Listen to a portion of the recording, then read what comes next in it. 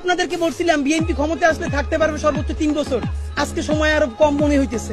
BNP যদি বিপুল ভোটে না 300-তে 300 জিততে আসে, এই অবস্থায় সে 2 বছরের বেশি সরকার রান করাইতে পারবে না। এমন অবস্থা হইতে পারে আপনারা সংসদে বসে যদি দেশ বিরোধী আইন করেন, মানুষ নিজের জানমালের কথা ভাইবা সব বন্ধ কইরা সংসদে গিয়েও আপনাদেরকে পিটাইতে পারে। সুতরাং নির্বাচনের চেয়ে সেই ক্ষমতা কেমনে সুসংহত করবেন এইটা মনে রাখেন। কেন পারবেন না? হিসাব সোজা ভাই, মানুষের হাত খুলে গেছে। মানুষ মায়ের খাইতে খাইতে এখন মার দিয়া শিখে গেছে।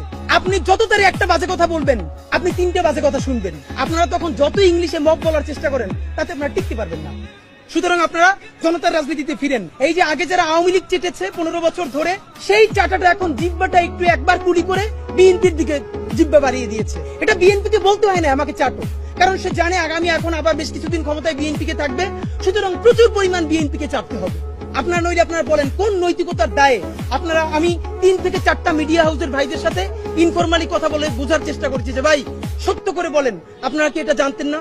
ওনারা সঠিক উত্তর দিতে পারেন না। এর মানে হলো ওনারা জানতেন, কিন্তু ওনারা এত বড় ঝামেলায় যেতে চান নাই।